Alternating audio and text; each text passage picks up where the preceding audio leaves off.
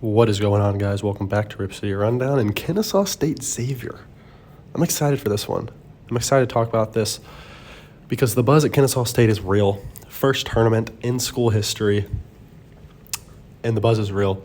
I can say that because I actually live pretty close to the Kennesaw State campus, and I know some people at Kennesaw State, and like I said, the buzz is real. I can't think of another team like this in the past that made their first tournament. It's obviously happened recently, but can't put my finger on someone specifically, but that team you're thinking of right now, that's the team that they're like. And teams that make their first tournament typically have pretty good success, especially a team like Kennesaw State, which is coming in, winning 16 of their last 18. They're 26-8 on the year, and they play some tournament-style basketball that ends up making games super close, and they pulled them out so far in the Atlantic Sun tournament. This is a team that forces a ton of turnovers and gets to the line as well as about anyone in the country. That's why they're one of the better defensive teams in their conference and one of the better mid-major defensive teams in the country, only giving up 69 points per game compared to Xavier giving up 74. So Xavier's offense does put up 81 a game, so it's going to be clashing styles. Xavier's good offense against Kennesaw State's good defense. But I'd rather it be that way than the other way for Kennesaw State.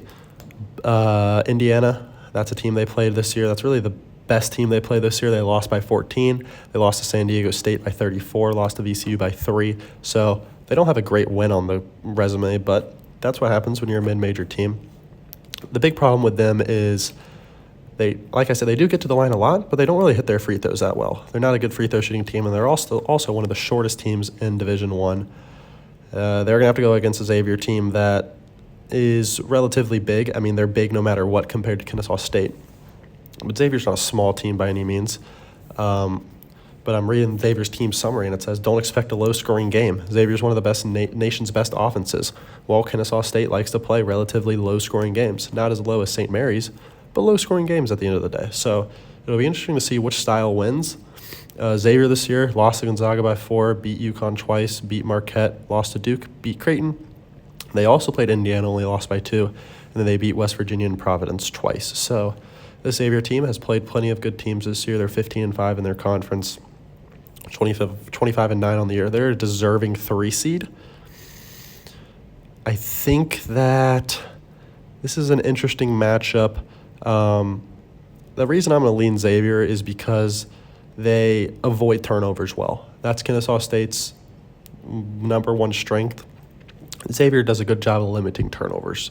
So with the experience that Xavier has and the limit of turnovers, I think Xavier should win this game. Obviously, it would take a lot of the right numbers and feels to go with a 14 seed over a 3 seed, and I'm just not quite getting that in this one.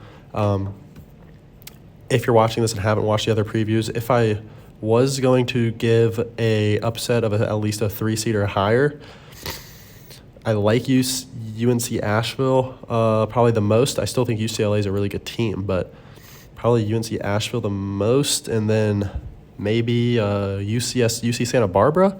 But other than that, I don't think Kennesaw State can win a game in this tournament. Their lack of size and just in general, they're just not as good as Xavier at the end of the day, and I just don't think the upset magic sprinkles on them. So give me Xavier to win this one and move on to the next round.